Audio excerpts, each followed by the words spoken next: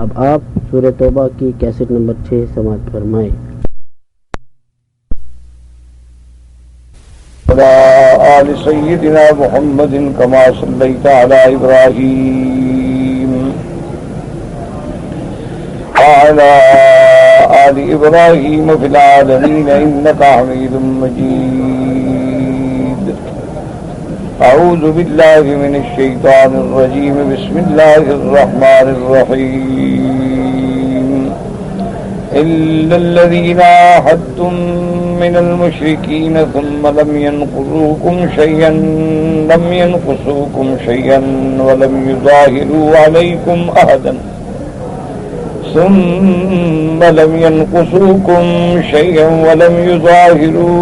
عليكم أحدا فأتموا إليهم عهدهم إلى مدتهم إن الله يحب المتقين۔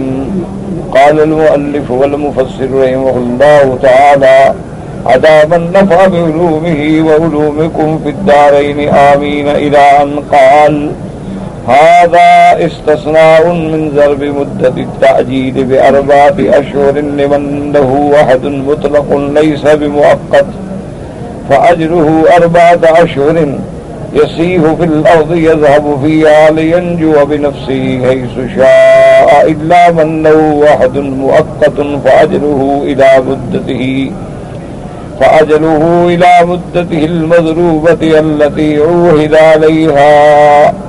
اب مفسر رحمۃ اللہ علیہ سورۃ البراء کی اس آیت پہ تفسیر فرماتے ہیں کہ اللہ نے یہ استثناء فرمایا، یعنی بعض کافر ایسے تھے جن سے آپ کا کوئی معاہدہ نہیں، کوئی آپ سے عہد نہیں، اور ان کے لیے تو مدت تھی 4 مہینے، یا معاہدہ تھا لیکن انہوں نے نقض عہد کیا اور انہوں نے معاہدے کو توڑا، ان کے لیے بھی مدت صرف 4 مہینے۔ 4 مہینے کے اندر اپنا انتظام کر لیں، جہاں جانا چاہتے ہیں اپنا چلے جائیں، اس کے بعد کوئی تعرض نہیں ہوگا۔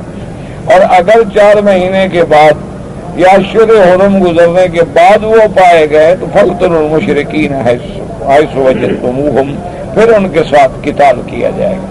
اب یہ استثناء ہے اس قوم کا کہ ایک قوم ایسی ہے جن کا آپ کے ساتھ معاہدہ تھا اور پھر معاہدہ انہوں نے کچھ نہیں گھٹایا، کچھ نہیں توڑا، کوئی نقصان نہیں کیا، اور دشمنوں سے مل کر تم پر چڑھائی بھی نہیں کی، تو اللہ نے حکم دیا فَأَتِمُّوا إِلَيْهِمْ عَهْدَهُمْ إِلَى مُدَّتِهِمْ، ان کا عہد جو ہے، جو مدت ہے وہ پوری کر، چاہے وہ 4 مہینے کے بعد ابھی مدت باقی ہے، پھر بھی ان کو اجازت ہے کہ جب تک عہد ہے وہ مدت پوری کر، کیونکہ اسلام اتنا جامع، معنی، کامل، مکمل، عادل دین ہے کہ وہ کسی کے ساتھ نقض عہد کا سوچ ہی نہیں سکتا ہے، کہ چاہے وہ مشرک ہے، دشمن ہے، لیکن معاہدہ ہے، معاہدہ پورا کرو۔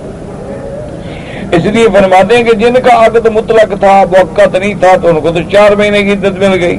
یسیحوا فی الارض یذهبوا فیہا، چلیں پھریں اور جائیں جہاں جانا چاہتے ہیں، تاکہ اپنے نفس کو نجات دینے کے لیے جہاں چاہیں چلے جائیں۔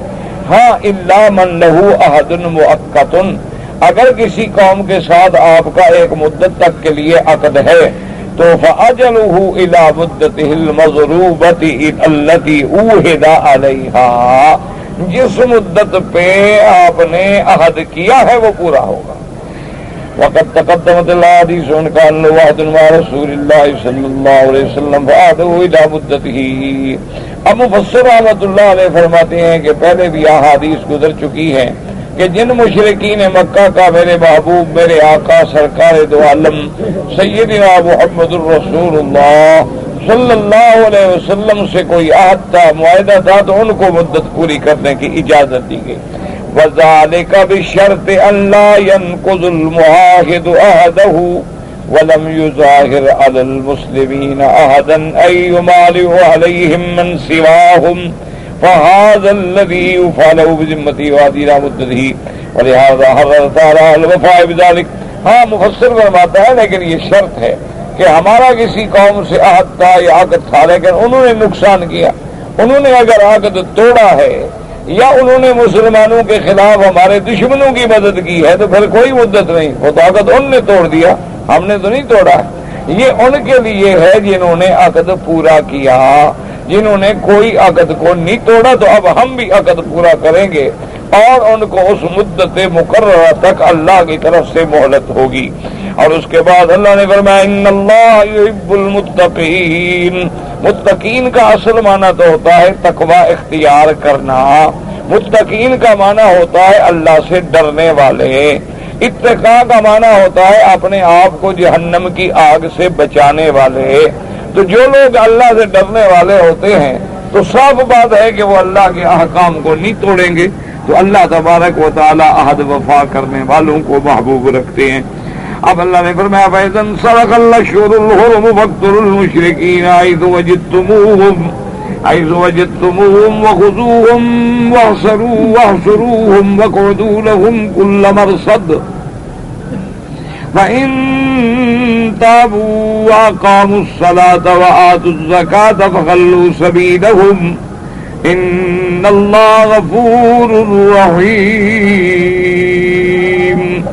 اختلف المفسرون في المراد بالأشهر الحرم هاهنا ما هي، فذهب ابن جرير رحمه الله تعالى إلى أنها المذكورة في قوله تعالى منها أربعة حرم ذلك الدين القيم فلا تظلموا فيهن أنفسكم الآية۔ قاله أبو جعفر الباقر، ولكن قال ابن جرير آخر الأشهر الحرم في حقهم المحرم، وهذا الذي ذهب إليه أخاه علي بن أبي طلحة عن ابن عباس، وإليه ذهب الضحاك أيضا وفيه نظر، والذي يظهر من حيث السياق ما ذهب إليه ابن عباس رضي الله تعالى عنه في رواية اللوفي عنه، وبه قال مجاهد وعمر بن شعيب ومحمد بن إسحاق وقتادة والسدي وعبد الرحمن بن زيد بن أسلم أن المراد بها أشهر التيسير الأربعة المنصوص عليها بقوله تبارك وتعالى فسيحوا في الأرض 4 أشهر، ثم قال فإذا انسلخ الأشهر الحرم أي إذا انقضت الأشهر الأربعة التي حرمنا عليكم فيها قتالهم وأجلناهم فيها فحيثما وجدتموهم فاقتلوهم، لأن عود العهد على مذكور أولى من مقدر۔ اب مفسر رحمۃ اللہ علیہ فرماتی ہیں کہ اشہر الحرم، اللہ نے یہاں قرآن میں فرمایا نا فَإِذَا انسَلَخَ الْأَشْهُرُ الْحُرُمُ فَاقْتُلُوا الْمُشْرِكِينَ حَيْثُ وَجَدتُّمُوهُمْ۔ اللہ فرماتی ہیں کہ اللہ پاک سب سے عدل کرتے ہیں۔ اب کافروں کو رعایت دے دی، مشرکین کو بھی رعایت دے دی، معاہدین کو بھی رعایت دی، لیکن اس کے بعد بھی پھر مشرک نہیں مانتے، ہمارا حکم نہیں مانتے اور نہیں نکلتے ہیں، تو پھر جہاں ملے ان کو قتل کر دو۔ اچھا، اب مسئلہ یہ ہے کہ قرآن نے یہاں کہا اشہر الحرم، تو اشہر الحرم سے کیا مراد ہے؟ فَإِذَا انسَلَخَ الْأَشْهُرُ الْحُرُمُ، تو اس اشہر الحرم سے کیا مراد ہے؟ یاد رکھو اس میں 2 قول ہیں۔ بعض علماء کرام مفسرین رحمہم اللہ تعالی علیہم اجمعین فرماتی ہیں کہ اشہر الحرم سے مراد وہ 4 مہینے ہیں جن میں جنگ ناجائز ہے۔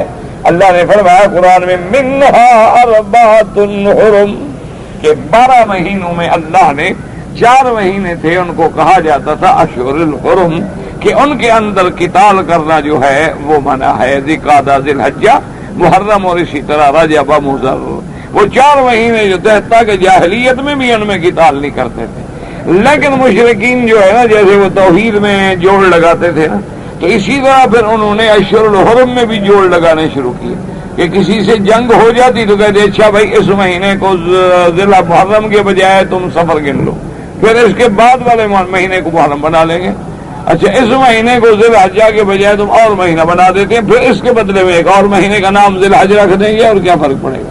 تو اس لیے وہ اس میں بھی شرارتیں کرتے تھے۔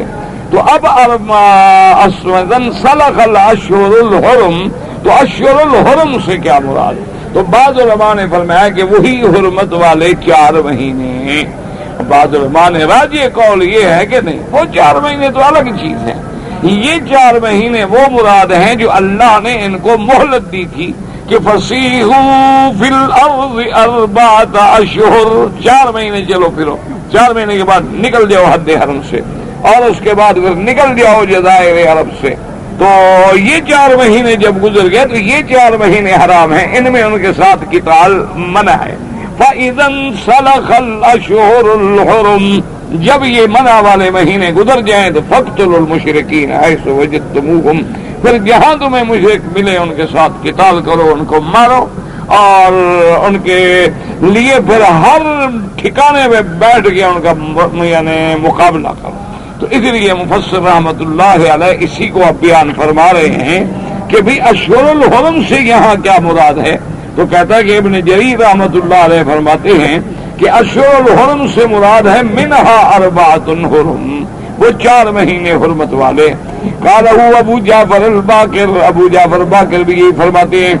اس کے بعد لیکن قال ابن جریر آخر الاشہر الحرم فی حقہم المحرم، ایک قول یہ بھی آ گیا کہ مراد تو وہی 4 مہینے ہیں، لیکن یہ حج میں اعلان ہو رہا ہے تو لہذا ان کے لیے آخری مہینہ کیا ہوگا؟ محرم، کہ جب محرم گزر گیا تو گویا وہ 4 مہینے حرمت والے گزر گئے، کیونکہ رجب تو پہلے گزر گیا، شعبان، رمضان، ذوالحجہ، ذوالقعدہ، اب آخری تو محرم بنے گا۔ تو ابن جریر کا ایک قول جو ہے وہ یہ ہے۔ ابو بکر رحمۃ اللہ علیہ فرماتے ہیں علی ابن ابی طلحہ نے حضرت ابن عباس سے بھی یہی قول نقل کیا۔ وَإِلَيْهِ ذَهَبَ الضَّحَاكُ، حضرت ضحاک بھی اسی طرف گیا، لیکن فصل فرماتے ہیں فِيهِ نَظَرٌ، مجھے اس پہ اعتراض ہے۔ کیوں؟ کہتے ہیں کہ وَالَّذِي يُظْهِرُ مِنْ حَيْثُ السِّيَاقِ، کہ سیاق آیات جو ہے اس سے وہی بات واضح ہے جو حضرت ابن عباس رضی اللہ تعالیٰ عنہ نے فرمائی ہے۔ مجاہد، عمرو بن شعیب، محمد بن اسحاق، قتادہ، سدی عبد الرحمن بن زید بن اسلم نے بھی فرمایا ان المراد به اشہر التیسیر الاربعۃ المنصوص علیہا، کہ 4 مہینوں سے وہ مراد ہے جو اللہ نے ان کو 4 مہینے مہلت دی ہے۔ فصیحوا فی الارض 4 اشہر، یہ 4 مہینے ہیں۔ ثم قال، اس کے بعد آیا فَإِذَا انْسَلَخَ الْأَشْهُرُ الْحُرُمُ فَاقْتُلُوا الْمُشْرِكِينَ حَيْثُ وَجَدتُّمُوهُمْ، یعنی اذا انقضت الاشہر الاربعہ، یہ 4 مہینے جب گزر جائے، التی حرمنا علیکم فیہا قتالہم، جس میں ہم نے تمہارے قتال منع کی، وَأَجَّلْنَاهُمْ فِيهَا، اللہ نے مہلت دی، فَحَيْثُمَا وَجَدتُّمُوهُمْ فَاقْتُلُوهُمْ، اب 4 مہینے گزر گئے، اب بھی مشرکین مکے سے نہیں جاتے، حرم سے نہیں جاتے، اب جہاں ملے ان کو قتل کرو۔ لِأَنَّ عَوْدَ الْعَهْدِ عَلَى مَذْكُورٍ، یہ قاعدہ ہوتا ہے کہ ضمیر کا الاشہر الحرم، قرآن کہتے ہیں نا فَإِذَا انْسَلَخَ الاشہر، الف لام عہد کے لیے ہے، اور عہد سے مراد کیا ہے؟ فصیحوا باللفظ 4 اشہر، کیونکہ 4 اشہر مذکور ہے تو عہد مذکور کی طرف عود کرے، یہ زیادہ بہتر ہے کہ عود کرے جو چیز مقدر ہے۔ تو اس لیے علماء نے فرمایا، حضرت ابن عباس رضی اللہ تعالی عنہ کا بھی قول راجح جو ہے وہ یہی ہے کہ اذا انسلخ الاشہر الحرم، اشہر الحرم سے کیا مراد ہے؟ وہ اشہر التیسیر الذی آتاہ اللہ تبارک و تعالی، فصیحوا فی الارض 4 اشہر۔ تو جب وہ 4 مہینے گزر جائیں، اس کا مطلب ہے اب بھی وہ نہیں نکلے، ہم نے تو 4 مہینے کی مہلت دے دی، بھی سامان لے جاؤ، چلے جاؤ، جہاں جگہ بھی پہنچ جاؤ، لیکن نہیں جاتے ہیں تو فَاقْتُلُوا الْمُشْرِكِينَ حَيْثُ وَجَدتُّمُوهُمْ۔ ابو بکر رحمۃ اللہ علیہ فرماتے ہیں ثم ان الاشہر الاربعۃ المحرمۃ یاتی بیان حکمها فی آیۃ اخری بعد فی هذه السورۃ الکریمہ۔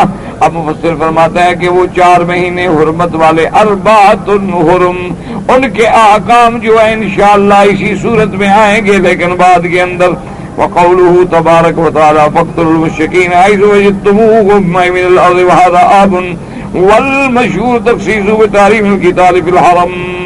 اب اللہ پاک نے یہاں ارشاد فرمایا فاقتلوا المشرکین حیث وجدتموہم، یعنی حکم عام ہے، یعنی وجدتموہم فی الارض اینما کانوا، جہاں ہوں، لیکن بعض علماء فرماتے ہیں کہ حرم کی تخصیص آئے گی یعنی اب سمجھیں اللہ نے حکم دیا کہ فقتلوا المشرکین حیث وجدتموہم فی الارض، یعنی عام ہو گیا.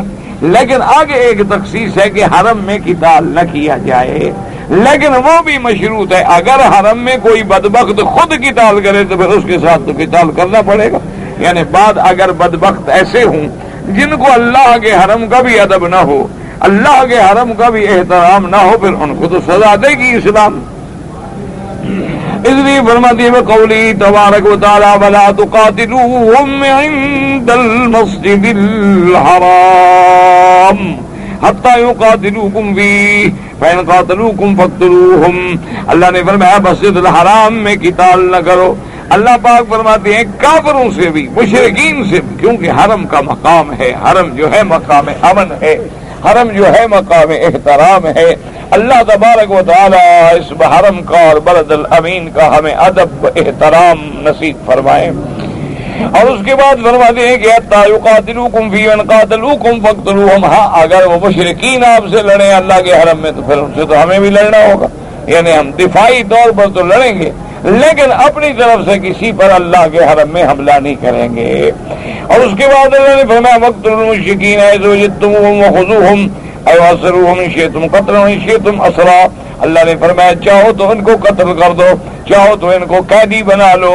وَاحْصُرُوهُمْ وَقُعُدُوا لَهُمْ كُلَّ مَرْصَدٍ أَيْ لَا تَقْتُلُوهُمْ بِجَانِبِ دَارِكُمْ لَهُمْ مَلْكَسُوهُمْ بِالْحِصَارِ فِي مَعَاقِلِ مُوصُونِهِمْ والرصد في طرق مسالك والتضييق عليهم الواسع وتضطروهم لقطع الاسلام.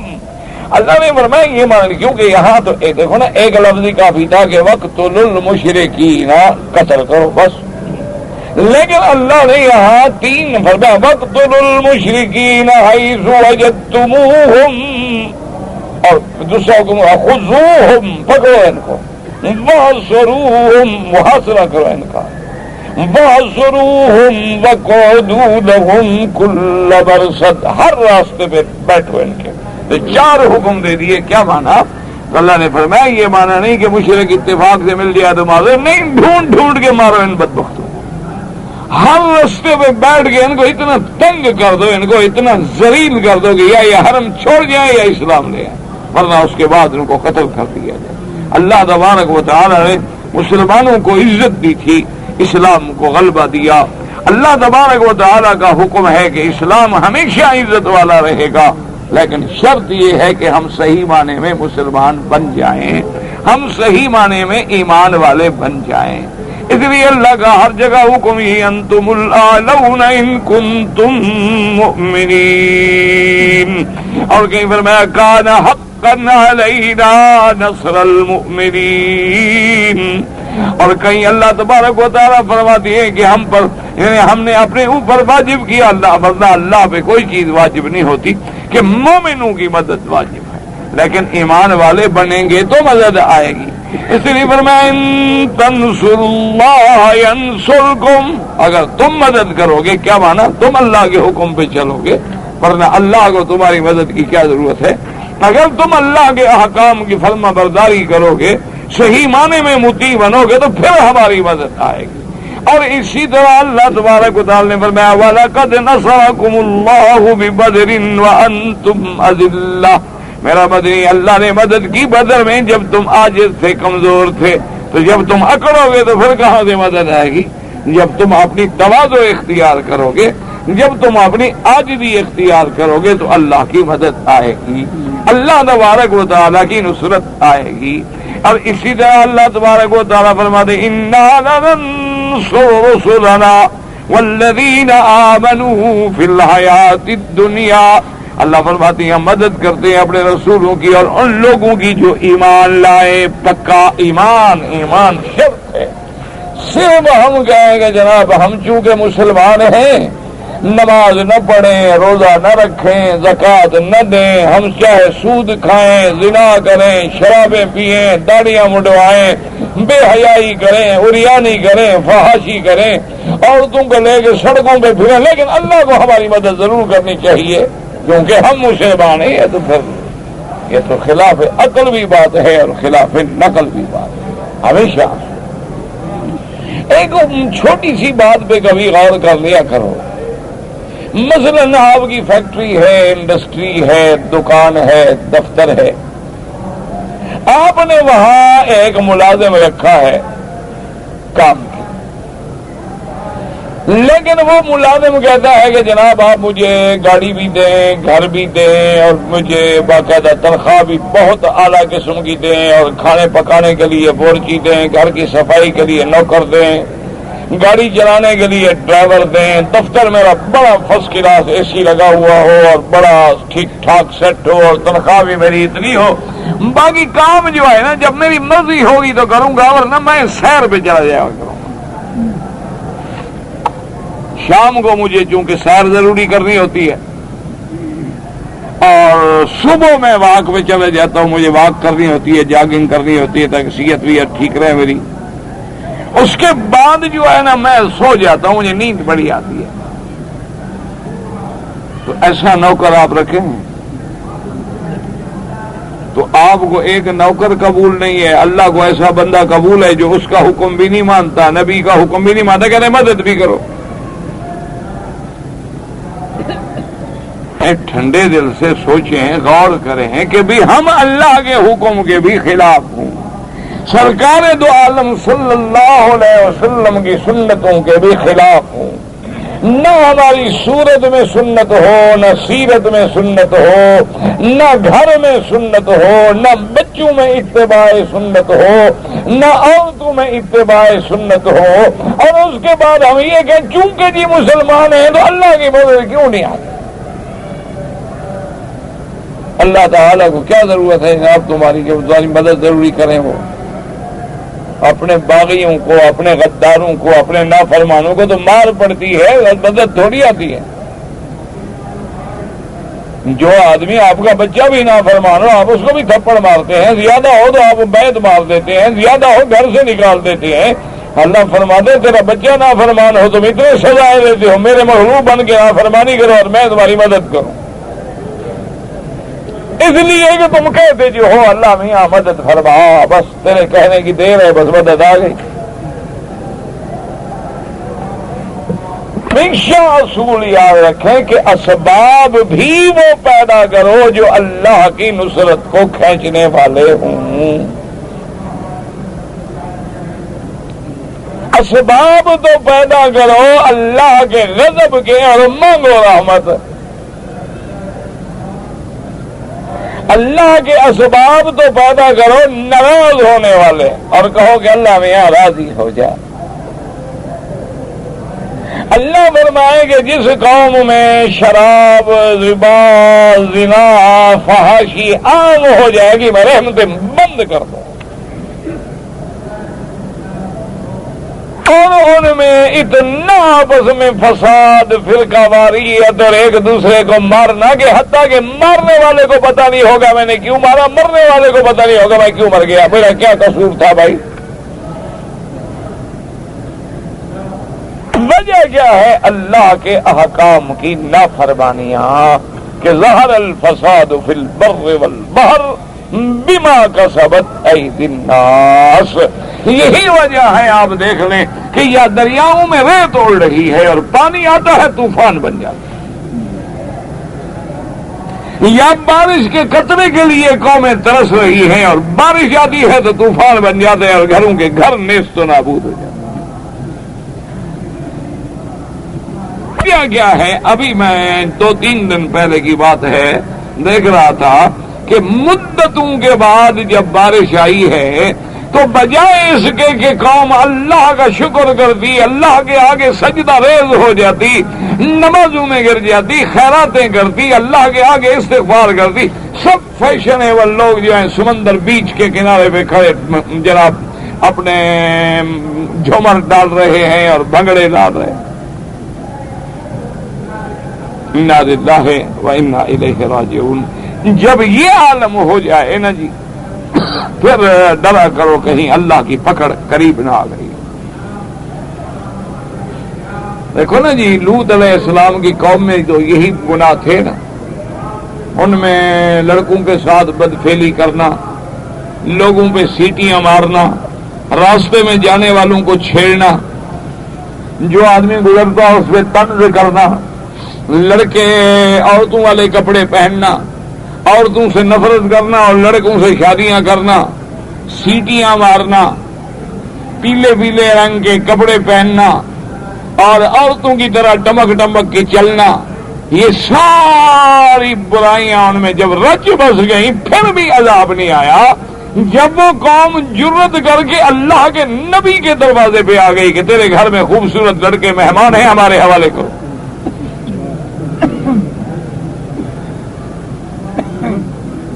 اندازہ کریں قوم کی بے حیائیوں کا اور غور کریں کہ کہیں ہم وہیں پہنچتے نہیں گئے۔ اللہ کا نبی حضرت نوح علیہ السلام، لوط علیہ السلام بار بار کہہ رہے ہیں قوم سے خدا کے بندو خوف کرو، خدا کے بندے خوف کرو، میری قوم خوف کرو، مجھے شرمندہ نہ کرو، میرے مہمان ہیں۔ اور اگر بدبختوں تمہیں شہوت نے اندھا کر دیا ہے تو تمہارے گھروں میں نوجوان بیویاں موجود ہیں اور امت کی بیٹیاں جو ہیں وہ نبی کی بیٹیاں ہوتی ہیں، جیسے اللہ نے فرمایا کہ نبی کی بیویاں تمہاری کیا ہیں؟ مائیں۔ جب ہماری مائیں بن گئی ہم کیا بن گئے؟ بیٹے، اور عورتیں کیا بن گئی؟ بیٹیاں۔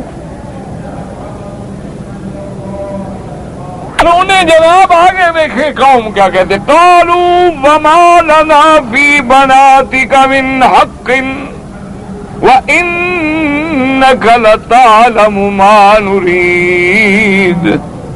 وہ بدبخت کہنے لگے تمہیں پتا ہے ہمیں تمہاری ان لڑکیوں یعنی ہمیں اپنی بیوی عورتوں کی خواہش نہیں، تم تو جانتے ہو کہ ہم لڑکوں کے عادی ہیں، ہمیں لڑکیاں نہیں چاہیے۔ نبی کو کہہ رہے ہیں، اللہ کے نبی کو۔ اللہ اکبر۔ اب جب حالات اس نہج پہ پہنچ گئے تو اللہ کے پیغمبر نے فوراً اللہ کے آگے عاجزی کی کہ مولا اب میرا کون ہے تیرے سوا۔ قوم اس حد تک جری ہو چکی ہے کہ اللہ کے نبی کے دروازے پہ کھڑے ہو کے اللہ کے نبی کو کہتے ہیں کہ لڑکے ہمارے حوالے کرو، نعوذ باللہ گناہ کرنے کے لیے۔ لوط علیہ الصلوۃ والسلام جب گھبرائے، تضرع کی، عاجزی کی اور اپنی بے بسی کا اعتراف کیا، آپ اندازہ فرمائیں کہ اس وقت پیغمبر کے دل پہ کیا گزری ہوگی، ایمان سے کہیں۔ اللہ کے نبی کے دل پہ کیا بیتی ہوگی کہ اللہ کا نبی ہے، اللہ کا رسول ہے اور گھر میں مہمان ہے اور ظالم کہتے ہیں مہمان ہمارے حوالے کرو۔ حضرت لوط علیہ السلام بالکل گھبرا گئے نا، تو اللہ نے حکم دیا کہ اب میرے پیغمبر کو زیادہ پریشان نہ ہونا چاہیے۔ اللہ نے حکم دیا ملائکہ بات کرو، قالوا یا لوط انا رسل ربک لن یصلوا الیک۔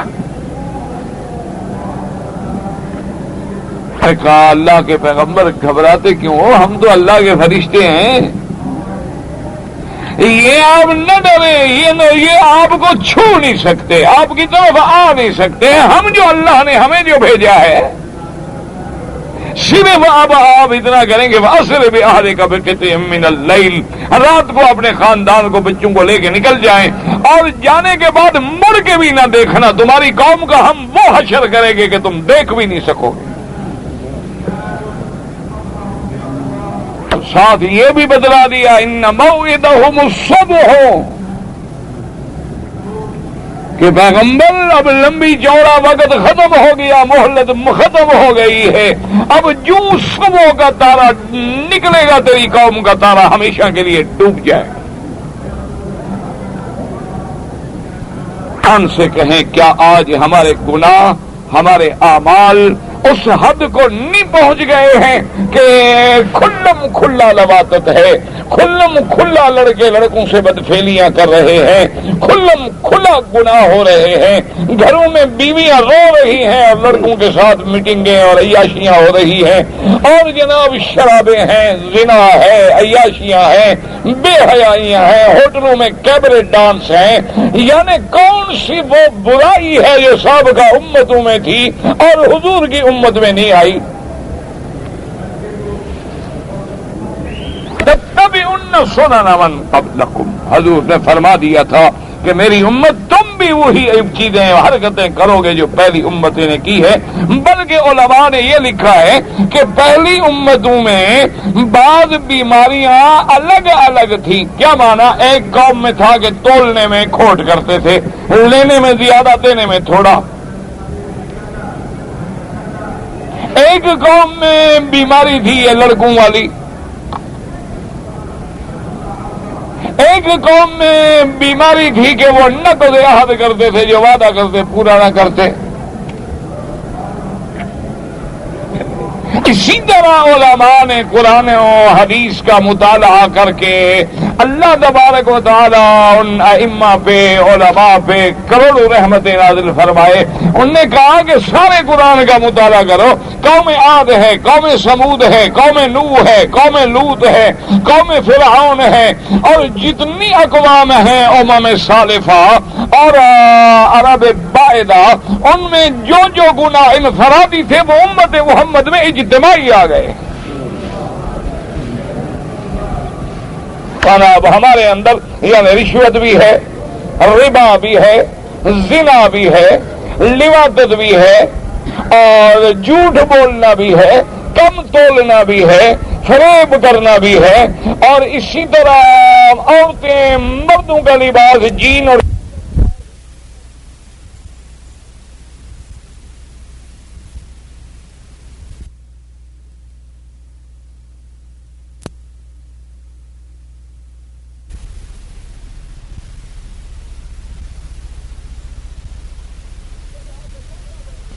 کہ لڑکا بنی ہوئی ہے، لڑکے بال بڑھا کے لڑکیاں بنے ہوئے ہیں، وہ ساری برائیاں جمع ہو گئی ہیں امت محمد مصطفیٰ صلی اللہ علیہ وسلم۔ اور پھر ہم کہتے ہیں اللہ ہماری مدد نہیں کرتے، اور جی وہاں مسلمان مار کھا رہا ہے، وہاں مسلمان پہ بڑا ظلم ہو رہا ہے، وہاں مسلمان پہ بڑا عذاب آ رہا ہے۔ یہ تو ہمارے گناہوں پہ اللہ کوڑے برساتے ہیں، اور اب ہم اس نہج پہ پہنچ گئے ہیں، خدا نہ کرے وَيَسْتَبْدِلْ قَوْمًا غَيْرَكُمْ ثُمَّ لَا يَكُونُوا أَمْثَالَكُمْ، کہ شاید اللہ پوری قوم ہی بدلتا۔ اللہ ہمیں جگانے کے لیے اپنے عذاب کے کوڑے برساتے ہیں کہ بیدار ہو جائیں، توبہ کر لیں، توبہ کر لیں، توبہ کر لیں، رجوع اللہ کر لیں، اللہ کے دروازے پہ لوٹ آئیں، گناہوں پہ ندامت اختیار کر لیں۔ لیکن آج ندامت کے بجائے ایمان سے پڑھیں، اخباروں میں پڑھ رہے ہیں کہ نعوذ باللہ باپ نے بیٹی سے زنا کیا، اخباروں میں پڑھ رہے ہیں بیٹے نے باپ کو گولی مار دی، اخباروں میں پڑھ رہے ہیں کہ بھائی نے اپنی بہنوں کو، ماں کو، سارے خاندان کو گولی مار دی۔ اندازہ کریں کیا ہو رہا ہے آخر۔ ظہر الفساد فی البر والبحر بما کسبت ایدی الناس۔ دعا کریں کہ اللہ امت محمد مصطفیٰ پہ رحم فرمائے۔ اللہم لا تہلکنا بذنوبنا، اللہم لا تعذبنا بذنوبنا، اللہم لا تمنع عنا بذنوبنا فضلک۔ اب دیکھیں ماشاءاللہ چھٹیاں ہیں، رخصتیں ہیں، کیا ہو رہا ہے؟ کتنے لوگ ہیں جو ان چھٹیوں میں عبادت کے لیے رف رجوع کر رہے ہیں، کافروں کے ملک میں جا رہے ہیں، لاکھوں اڑیں گے، لاکھوں کی تعداد میں لاکھوں اڑائے جائیں گے، اور وہاں ملے گا کیا؟ اریانی، فحاشی، حرام کاری، شراب، اور نہ کھانا حلال کا نہ پینا حلال کا۔ ایمان سے کیا دیکھنے جاتے ہیں وہاں؟ کوئی زیارتیں ہیں باہر، اسی کے لیے جاتے ہیں، کیونکہ اب ان لوگوں کو اسلام کا نظام بوجھ لگتا ہے، ورنہ اللہ جانتا ہے بغیر کسی خوشامد کے خدا کا گھر میرے سامنے ہے۔ میں دیانتداری سے یہ بات کہہ رہا ہوں کہ اب بھی اگر ساری دنیا کو سامنے رکھیں تو یہ ملک اب بھی ان کے مقابلے پہ جنت ہے۔ سارے ملکوں کے حالات کو سامنے رکھیں، امن، امان، نظام، حلال رزق، نماز، روزہ۔ اللہ کا شکر ہے کسی گلی میں گزر جاؤ، ایک گلی میں بھی آپ کو اذان کے وقت میں 10 اذانیں سنائی دیں گی، اور وہاں سارا دن پھرتے رہو، کار میں ڈھونڈتے رہو، اللہ کے اذان کی آواز بھی نہیں ملے گی۔ نماز ہے، جماعت ہے، قرآن ہے. آپ دیکھیں گے بڑے سے بڑا فیشنیبل لڑکا ہوگا، نوجوان ہوگا، نماز کا وقت آ گیا، گاڑی کھڑی کر کے ریت پہ کھڑا، اللہ اکبر، نماز پڑھ رہا ہے. یہ اللہ کا شکر ہے. اور دعا کرو کہ اللہ اس ملک کے اس نظم کو، امن کو قیامت تک قائم رکھے. اور اللہ تبارک و تعالی ہر اس دشمن اور حاسد کو رسوا و ذلیل کر دے جو اس بلد کے بارے میں پوری باتیں سوچیں. بہرحال کوشش کریں، اور علاج صرف کیا ہے؟ توبہ، اور کوئی علاج. ہم علاج ڈھونڈ رہے ہیں زور سے، دولت سے، پیسے سے، اسلحے سے. اصل علاج یہ نہیں، اصل علاج ہے رب راضی ہو جائے. وہ جب راضی ہو جائے تو پھر ابابیلوں سے ہاتھی مرا دیتا ہے. وہ ایٹم بنانے کی ضرورت بھی نہیں پڑتی، وہاں سے ایٹمی پرزے خود بھیج دیتے ہیں، پرندوں کو حکم دیتے ہیں کہ جہنم کا ایٹم لے جاؤ، چھوٹے چھوٹے کنکر اٹھا لو، ایک چونچ میں اور 2 پنجوں میں پکڑ لو، جا کے مرو، ہاتھیوں کو تباہ کر دو. جب وہ راضی ہو جاتے ہیں نا جی، تو پھر ہمیں نہ ہوائی جہازوں کی ضرورت پڑتی ہے، اور نہ کوئی ہمیں لانچر کی ضرورت پڑتی ہے، اور نہ ہمیں کوئی بیٹ بنانے کی ضرورت پڑتی ہے. وہاں سے ابابیل وہ خود بھیج دیتے ہیں. اور وہ پرندے بھی ایسے پڑھے لکھے، ایسے سمجھدار ہیں، مجال ہے کہ کسی اور مکے والے کے بھول کے گرا دیا ہو. بندے سے بھی غلطی ہو جاتی ہے، بندہ بھی بھول کے کسی کو مار بیٹھتا ہے، لیکن وہ پرندے ایسے سمجھدار ہیں، مکے والے دیکھ رہے ہیں جدے سے جو آئے ان کے سامنے اڑ کے جا رہے ہیں، اور این جہاں ان کی 60,000 فوج ہے نا، اوپر جا کے بالکل کھڑے ہو گئے جیسے چھاتا بردار کھڑا ہو، اور حکم کے منتظر ہے. حکم ہوا نہیں اور اس نے برسات کی نہیں پتھروں کی. کافی عرصے تک مکے والوں نے پتھر ڈھونڈ ڈھونڈ کے رکھے ہوئے تھے، دکھاتے تھے لوگوں کو، یہ ہے جو مکے کا دشمن بنے گا، ایسے پتھر پڑتے ہیں. مکے میں یاد رکھو، ادب سیکھو. اللہ کے حرم میں ادب، احترام، اللہ کے حرم میں بالکل عزت کے ساتھ، ادب کے ساتھ، سکون کے ساتھ. کبھی زبان سے کسی کی برائی نہ نکالو، زبان سے گندی بات نہ نکالو، کبھی فتنے کا نہ سوچو، کبھی کسی کے بارے میں غیبت، نمیمہ، برائیاں، ان چیزوں سے بچو. یہ اللہ کا گھر ہے، یہ بادشاہ کا گھر ہے، اور بادشاہ کے گھر میں کبھی چھوٹی سی بات پہ بھی پکڑا جاتا ہے. اس لیے اللہ تبارک و تعالیٰ فرماتے ہیں کہ پھر ان کو مہلت ہی نہ دو، خذوہم، پکڑو ان کو، قید کرو، چاہو تو قتل کر دو، چاہے تو قیدی بنا دو. وَاسْرُوهُمْ وَاقْعُدُوا لَهُمْ كُلَّ مَرْصَدٍ، یہ نہیں کہ جب تمہیں مل جائیں، بلکہ ڈھونڈو ان کو. فی مآکلہم وحصولہم، اگر یہ قلعے بند بھی ہو جائیں ان کے محاصرے کرو. والرصد فی طرقہم ومسالکہم، اور ان کے رستوں میں بیٹھ جاؤ، جہاں سے گزرے ان کا انتظار کرو، پکڑو ان کو. حتی تضیقوا علیہم الواسع وتضطروہم من القتل والاسلام، تاکہ 2 چیزوں میں سے پھر ان کو قبول کرنی پڑے، یا تو پھر ان کو مار دو یا پھر اسلام قبول کرے. تو اللہ تبارک و تعالیٰ نے یہ احکام نازل فرمائے. اللہ تبارک و تعالیٰ آپ کو بھی مجھے بھی قرآن و سنت کے مطابق زندگی گزارنے کی توفیق عطا فرمائے، اور ہر مصیبت سے محفوظ فرمائے. کہتے ہیں جی کہ ہمارے ہاں بعض مولوی یہ کہتے ہیں کہ حضور صلی اللہ علیہ وسلم جو ہیں ہر جگہ، ہر مقام پہ حاضر ناظر ہیں. یاد رکھو، حاضر مانا موجود، اور ناظر مانا دیکھنے والا. اور یہ بات یاد رکھ لیں کہ جو آدمی یہ عقیدہ رکھے کہ حضور صلی اللہ علیہ وسلم یا اللہ کے انبیاء یا اولیاء یا ائمہ ہر جگہ حاضر ناظر ہیں، جانتے ہیں، موجود ہیں، دیکھتے ہیں، تو آدمی عقیدہ اسلام سے نکل جاتا ہے، کافر ہو جاتا ہے. ایک بات ہمیشہ کے لیے اس کی وجہ بھی یاد رکھ لیں کہ سارے قرآن میں دیکھ لیں کہ اللہ نے میرے نبی کی صفتیں بیان کی، رحمت للعالمین، خاتم النبیین، محمد الرسول اللہ، النبی الامی، نذیر مانا ڈرانے والا، نذیر مانا دیکھنے والا تھوڑا ہوتا ہے اللہ کے بندے۔ یا ایھا المدثر قم فانذر، اللہ نے حکم دیا کپڑے میں لپٹنے والے اٹھو ڈراؤ اب قوم، وَأَنذِرْ عَشِيرَتَكَ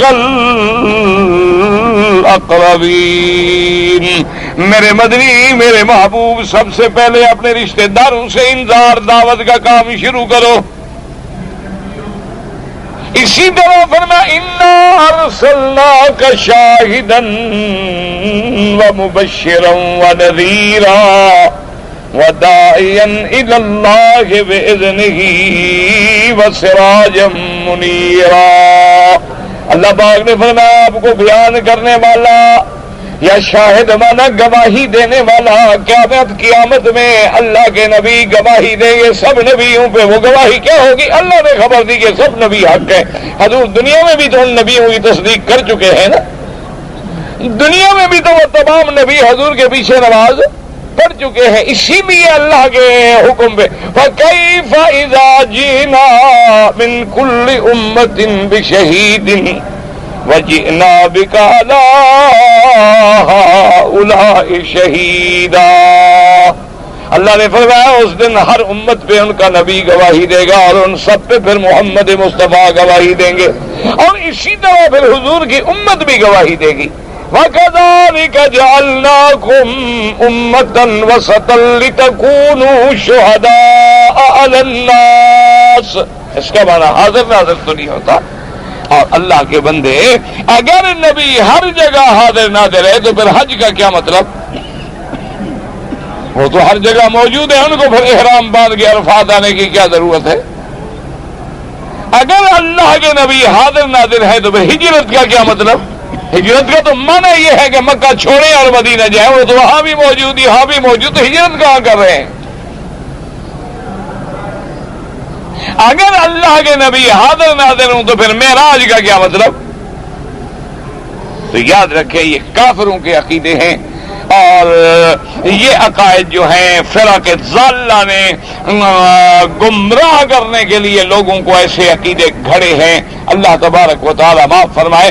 باقی یاد رکھو کہ اللہ کی ذات سب دیکھنے والی ہے، وَهُوَ مَعَكُمْ أَيْنَمَا كُنتُمْ، تم جہاں ہو اللہ تمہارے ساتھ ہیں۔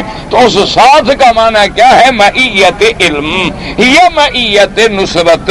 ساتھ ہونے کا معنی یہ نہیں ہوتا کہ اللہ بندے میں نعوذ باللہ حلول کر جاتے ہیں، وہ پھر کافروں کا عقیدہ ہے۔ اس لیے اپنے آپ کو ایسے جاہلانہ عقیدوں سے بچائیں، اللہ تبارک و تعالی ہر مسلمان کو ہدایت عطا فرمائے۔ اگر ہمارا کوئی بھائی ہے پڑھا لکھا ہے لیکن اس کا رشتہ ایسی جگہ ہو رہا ہے جو لوگ قبر پرست ہیں، اور تو اچھا ہے شادی کرے، اس کو مسلمان کرے نا، اس کا عقیدہ ٹھیک کرے۔ تم کیا کہتے ہو؟ یعنی وہ ہمیشہ اور پکی رہے، انہی میں رہے۔ اچھی بات ہے اللہ کے بندے کہ اس کو اگر کوئی موحد لے آئے گا تو کلمہ نہیں پڑھائے گا، توحید نہیں سکھائے گا۔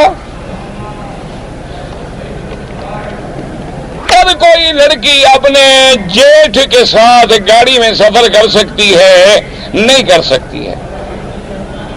ہاں اگر اس کے علاوہ وہ اس کا خالو ہے اور خالہ بھی ہے ساتھ، پھر کوئی حرج نہیں۔ اگر عمر چھوٹی ہے تو وہ سفر 4 سال کی بچی ہے سفر کر سکتی ہے۔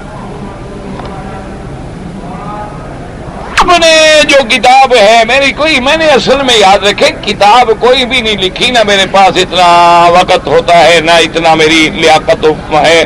یہ تو اللہ کا رحمت ہے، اللہ کا کرم ہے کہ اللہ میرے جیسے ایک طالب سے کوئی کام لے لیں۔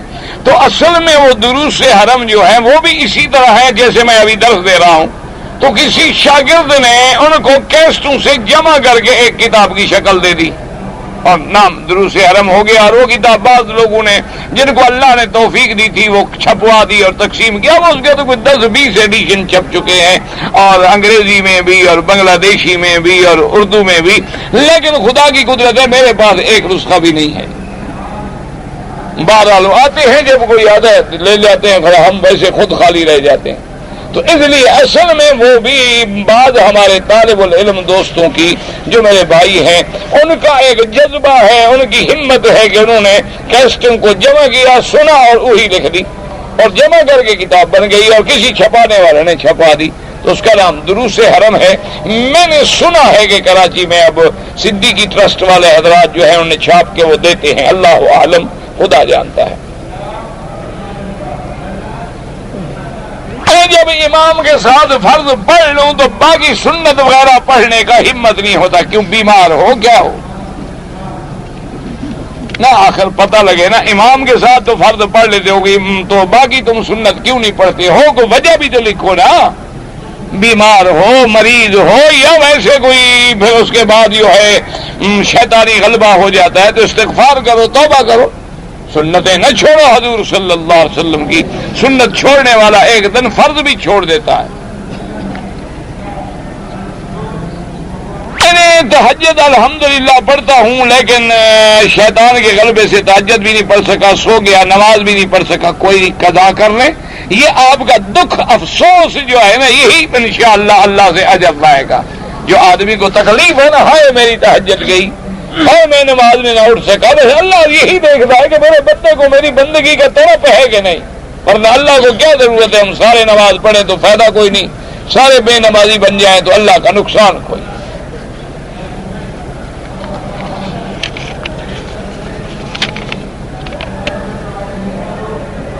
مرنے کے بعد آدمی کو جب قبر میں رکھتے ہیں تو سوال ہوگا، بالکل ہوگا، اور وہ 3 سوال ہوتے ہیں کہ من رب کا، تیرا رب کون ہے؟ مومن ہوگا تو کہے گا ربی اللہ۔ سوال ہوگا ما دینوں کا، تیرا دین کیا ہے؟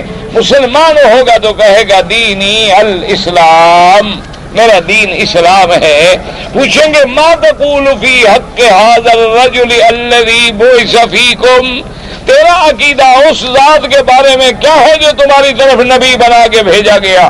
تو مسلمان ہوگا تو کہے گا محمد الرسول اللہ، اور اگر کافر ہوگا تو وہ تینوں جوابوں میں کہے گا ہاں ہاں لا ادری، ہے مجھے پتہ نہیں، ہے مجھے پتہ نہیں۔ تو سوال جواب ہوگا۔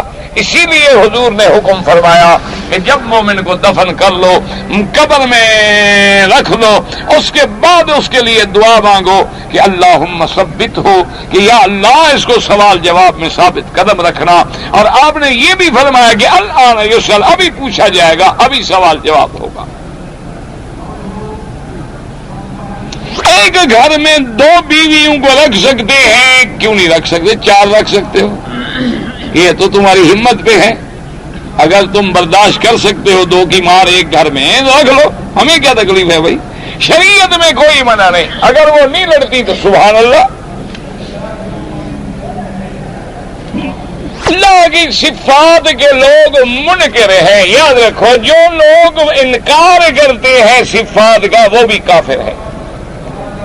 اللہ کے صفات جو ہیں وہ قرآن میں ہے، اس لیے الحمدللہ ثم الحمدللہ کہ اہل سنت والجماعت کا اور جتنے بڑے بڑے اعلام احناف ہیں، حتیٰ امام ابو حنیفہ رحمۃ اللہ علیہ اور ان کے بعد والے، اللہ بعض لوگوں کا خلاف ہو، یہی ہے کہ اللہ کے قرآن میں جو صفتیں ہیں، یعنی نؤمن بذاتہ وبجمیع صفاتہ ما اثبتہ فی کتابہ وعلی لسان رسولہ من غیر تعویل ولا تکییف ولا تشبیہ ولا تمثیل، کہ ہمارا ایمان ہے اللہ کی صفات پر، اور ان صفات میں ہم کوئی تعویل بھی نہیں کریں گے، اور ان صفات میں ہم کسی قسم کی تعطیل یا تکییف بھی نہیں کریں گے۔ جو اللہ نے صفت بیان کی، مثلا اللہ نے فرمایا کہ اللہ تبارک و تعالیٰ کا ہاتھ ہے، آمنا ید اللہ فوق ایدیہم، اب بحث نہیں کریں گے یہ ہاتھ کیسا ہے، یہ بحث نہیں کریں گے، چونکہ بندے کی عقل سے اس کا کوئی تعلق ہی نہیں۔ ہم ظاہر قرآن کو اسی طرح صفات پہ ایمان لائیں گے جیسے اللہ نے فرمایا، حضور صلی اللہ علیہ وسلم نے فرمایا. اسی طرح جیسے اللہ نے فرمایا اینما تکونوا اینما تولوا فثم وجہ اللہ، تو اللہ کی صفت آئی ہے. اسی طرح الرحمن علی العرش استوى، تو ہم استوا کو مانیں گے الحمدللہ، جیسے کہ سلف صالحین کا عقیدہ ہے رحمت اللہ علیہم اجمعین. جو صفات کا انکار کرتے ہیں وہ تو کافر ہیں. دیکھو نا، اللہ کی صفت ہے لم یلد ولم یولد، اللہ نہ جنتا ہے نہ جینا گیا. تو جو صفت انکار کرتے ہیں، یہودیوں نے خدا کا بیٹا بنا لیا، صفت کا انکار کر دیا. اللہ کی صفات کا انکار کرنا، یہ صفات میں بغیر کتاب و سنت کے تعویل کرنا جو ہے، یہ سلف کے راستے سے ہٹنے والی بات ہے. اللہ سے دعا کریں کہ اللہ ہمیں صحیح راستے پہ قائم رکھیں. ہمارے ملک میں پیر صاحب ہیں، وہ 9 تاریخ کو قربانی کروا دیتے ہیں، 9 ذی الحجہ کو، ماشاءاللہ شکر ہے. اور پیر کیا کریں گے؟ پیر ایسے ہی تو ہوتے ہیں نا، جن کا نہ آگاہ ہو نہ پیچھا ہو، جو نہ قرآن ہو نہ سنت ہو. پیروں کا کام کیا ہے؟ آخر کوئی نئی بات کرے گا تو پیری بنے گی. انا للہ و انا، حضور پاک کی صحیح حدیث مبارک میں ہے کہ اگر کسی نے قربانی عید نماز سے بھی پہلے کر لی تو حضور نے فرمایا کہ یہ گوشت تمہارے بچوں کے لیے ہے، گھر والوں کے لیے ہے، اضحیہ نہیں ہے، کیونکہ جب تک نماز نہ ہو قربانی نہ کرے. اور ائمہ فقہا نے مسئلہ لکھا ہے کہ ایک مسلمان ہے کہ ایسے دیہات میں رہتا ہے جہاں عید نہیں ہوتی، وہ کیا کرے؟ تو نے کہا وہ بھی اتنا انتظار کرے کہ اب دوسری جگہوں پر عید ہو گئی ہوگی، پھر جا کے قربانی کرے. اپنے والدین کو ثواب پہنچائیں، بالکل پہنچائیں، خیراتیں کریں، ان کے لیے مدرسے بنائیں، مسجدیں بنائیں، پانی کے نل لگوائیں، سبیلیں جاری کریں، ان کے لیے حج کریں، بالکل. والد اور بچے کا کیا کام ہے؟ والد صالح یدعو لہ. میں چھٹی پہ گیا تھا، واپسی پہ میں نے احرام نہیں باندھا، تو امام ابو حنیفہ رحمۃ اللہ علیہ کے نزدیک آپ عمرہ بھی قضا کریں اور ایک بکری دم بھی ادا کریے. تھوڑا ہی چھٹی پہ جاؤ تو ہر چیز سے چھٹی.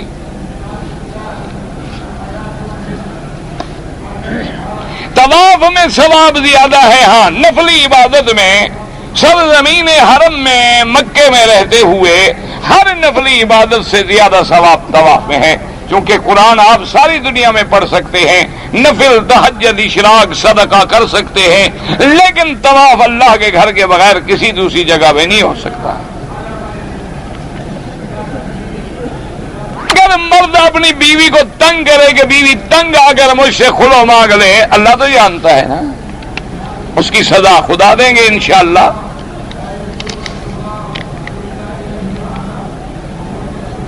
لوگ ناک کے بال اکھیڑتے ہیں، کوئی بات نہیں، کاٹتے ہیں تب بھی کوئی بات نہیں. مونچھوں کو کاٹتے ہیں، بالکل کاٹنا چاہیے، بالکل اس طرح نہ پھروائیں، یعنی کچھ نظر آئیں. مونچھوں کے کاٹنے کا حکم ہے اور داڑھی کے بڑھانے کا حکم ہے. مسلمان بڑا سمجھدار ہے، اس نے الٹا کام کیا ہے، مونچھوں کو بڑھا رہا ہے، داڑھی کو چٹ کر رہا ہے. اور نے کہا اللہ کے نبی کلمہ تیرا پڑھوں گا لیکن حکم تیرے کے خلاف کروں گا. تو حکم دے کہ سر پہ پگڑی باندھو، میں ننگا سر کروں. تمہاری سنت ہے کہ مانگ سیدھی نکالی جائے، میں کافروں کی طرح الٹی نکالوں. تمہارا حکم ہے کہ داڑھی بڑھاؤ اور مونچھیں منڈاؤ، میں مونچھیں بڑھاؤں گا، داڑھی منڈاؤں. تمہارا حکم ہے کہ سود نہ کھاؤ، میں 100 گنا زیادہ کھاؤں گا. تمہارا حکم ہے کہ شراب نہ پیو، اللہ کے نبی فکر نہ کرو، میں وسکی نام رکھ لوں گا. یہ مسلمان ہے. انا للہ و انا الیہ راجعون. جو قدم قدم پہ اپنے نبی کی مخالفت کرے اور پھر دعویٰ کرتے ہیں سبحان اللہ لا الہ الا اللہ، ہم کلمہ پڑھتے ہیں اور جناب ہم تو بڑے جھوم جھوم کے نعتیں پڑھنے والے لوگ ہیں، یہ ماشاء عاشق ہیں جی حضور کے، سبحان اللہ. جس کے عاشق ہو اس کی شکل سے نفرت ہے. نہ آپ تو عاشق ہیں، عاشق کو تو محبوب کا کپڑا بھی پیارا ہوتا ہے. عاشق کو تو محبوب کی ہر ادا محبوب ہوتی ہے، اور تمہیں تو حضور کی شکل بھی وہ پسند نہیں. تو عاشق ہونے کا کیا مطلب ہے؟ عاشق کا معنی یہ ہے کہ 12 ربیع الاول کو جھنڈیاں لگا لو، 11ویں شریف کو دودھ پی جاؤ. عاشق کا معنی یہی ہے. نہ جتنے اولیاء اللہ حضور کے عشق میں گزرے ہیں ان سب کی داڑیاں تھیں یا وہ موٹا اس طرح پھرواتے تھے، کلین شیو تھے؟ کس کو دھوکہ دے رہے ہو؟ نبی کو، خدا کو، کس کو؟ پہلا سپارہ نہیں پڑھا یخادعون اللہ وہو خادع، اللہ کو دھوکہ دیتے ہیں۔ اتنی بات کرو بابا، یہ آدھا تیتر آدھا بٹیر والا کام نہ کرو، یا اسلام میں پورے کے پورے آ جاؤ یا پورے کے پورے نکل جاؤ، اسلام زندہ رہے گا، تمہارے بغیر کوئی نقصان نہیں ہو جائے گا۔ جاءکم من اللہ نور و کتاب مبین، نور سے مراد بھی اللہ کی کتاب ہے، اور بعض علماء اگر نور سے مراد حضور کی ذات لیتے ہیں تو نور ہدایت مراد ہے، جن سے نور مراد نہیں ہے۔ کچھ عقل بھی کیا کرو، اللہ ہدایت دے۔ اللہ کے نبی نے دعا مانگی اللہم اجعل فی سمعی نورا و بصری نورا و لحمی نورا و شعری نورا یمینی نورا شمالی نورا من فوقی نورا من تحتی نورا۔ تو اس کا معنی کیا ہے کہ حضور جن سے نور ہو جائیں گے؟ اللہ کے نبی اور تمام انبیاء بشر ہیں اور جن سے بشر سے ہیں۔ کہیں نور مراد ہو تو نور نبوت ہے، نور ہدایت ہے۔ جیسے اللہ نے ایمان کو بھی نور کہا ہے تو ہر مومن کو بھی اللہ نے نور دیا ہے، فَهُوَ عَلَى نُورٍ مِّن رَّبِّهِ۔ رکن یمانی پہ ہاتھ لگائیں، اور ایک روایت میں ہے جب آدمی ہاتھ لگائے بسم اللہ اللہ اکبر اللہم انی اسألک العفو والعافیہ اور پھر ربنا آتنا، تو اللہ کے فرشتے کہتے ہیں کہ دعا منظور۔ مصافحہ جو ہے ایک ہاتھ سے کریں یا دو سے، باقی یہی مسئلے رہ گئے امت کو لڑانے کے لیے، یہ ایک ہاتھ سے کریں کوئی حرج نہیں، دو ہاتھ سے کریں کوئی حرج کچھ نہیں۔ اگر میرے عزیز ہیں زندہ، اگر انہوں نے وصیت کی ہے کہ میرا عمرہ کرو پھر کر سکتے ہو، ورنہ اپنے لیے کرو، ان کے لیے دعا کرو۔ حرم میں بھی نمازی کے آگے نہ گزریں، مجبوراً گزرنا پڑے تو سجدے کی جگہ سے دور گزریں۔ اگر فجر کی سنتیں رہ جائیں تو جب نماز فجر کی ختم ہو جائے تو کھڑے ہو کے اسی وقت پڑھنا بھی جائز ہے، لیکن امام ابو حنیفہ رحمۃ اللہ علیہ کے نزدیک افضل یہ ہے کہ سورج نکلنے کے بعد پڑھیں۔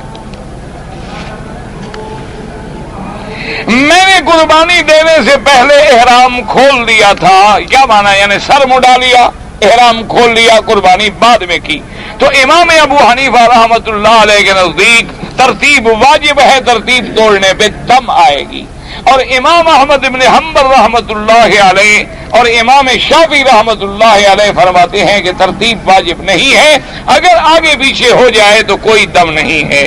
نماز میں جو رفع دین کرتے ہیں کوئی حرج نہیں، جو نہیں کرتے ہیں دونوں حدیثیں موجود ہیں۔ اللہ پاک ہمیں لڑانے سے بچائے۔ امام کعبہ جو ہے تمام ائمہ حرمین جو ہیں وہ علماء ہیں اور بہت بڑے، اللہ کی رحمت سے سکھا اللہ نے انہیں علم عطا فرمایا ہے، اور الحمدللہ ثم الحمدللہ قرآن و سنت پہ عمل پیرا ہے، اور فقہی مسائل میں امام احمد ابن حنبل رحمت اللہ علیہ کے قول مبارک کو لیتے ہیں۔ رہائش جو ہے وہ حدود حرم سے حدود حرم الگ چیز ہے، اللہ کے بندے، میقات الگ چیز ہے۔ حدود حرم مثلا تنعیم کے بعد حد حرم ختم ہو گئی، آگے ہل ہے، لیکن میقات تو جوفہ ہے یا میقات تو یلملم ہے۔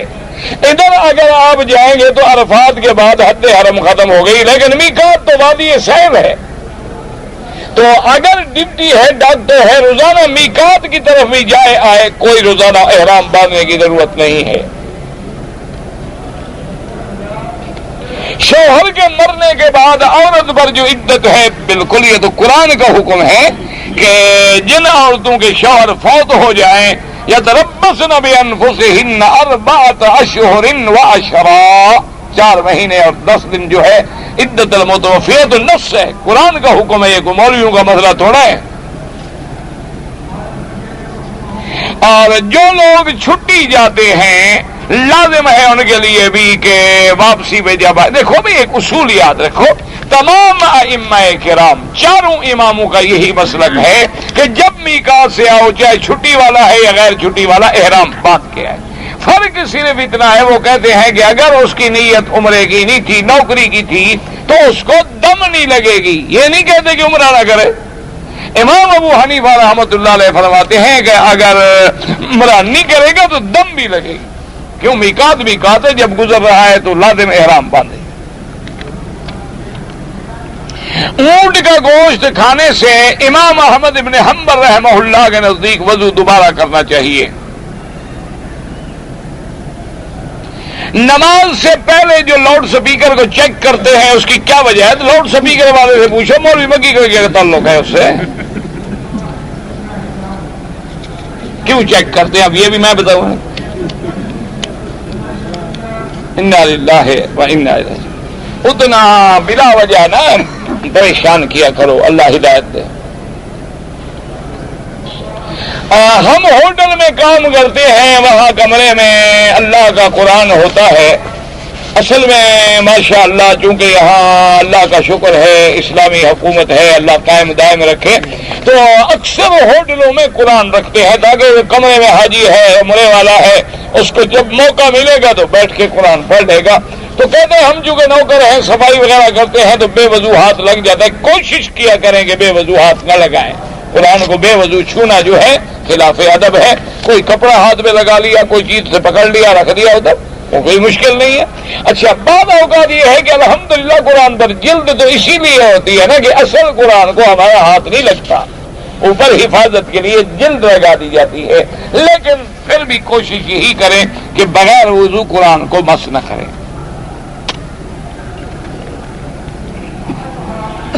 اپنے جیٹھ کے ساتھ، بابا دیکھو جیٹھ ہے، دیور ہے، ان کے ساتھ کبھی سفر نہیں کیا کرو. حضور نے فرمایا یہی تو موت ہے سب سے بڑی. کیونکہ گھر کا بھیدی کا لنکا ڈھائے نا، یہ ہمارے حامی محاورہ ہوتا ہے نا کہ گھر کا بھیدی لنکا ڈھائے. جو گھر کا رشتہ دار ہے، قریبی ہے، لوگوں کو تو اعتبار ہے کہ جی اپنا ہے، آ رہا جا رہا، اور جی میرے خاوند کا بھائی ہے، جیسے خاوند سمجھتے یہ کون ہو جی سالی ہے. انا للہ و انا الیہ راجعون.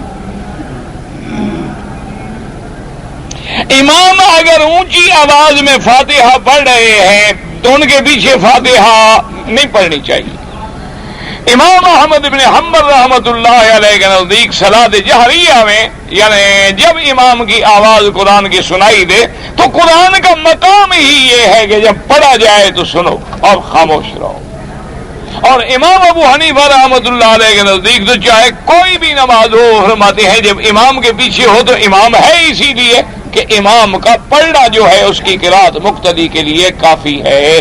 کیوں؟ وہ فرماتے ہیں دیکھو امام نے مثلا قرآن پڑھ رہا تھا آہستہ آہستہ، لیکن آیت پڑھی تلاوت والی، ہم نے تو نہیں سنی، لیکن اگر امام سجدہ کرے تو مقتدی سجدہ کریں گے یا نہیں کریں گے؟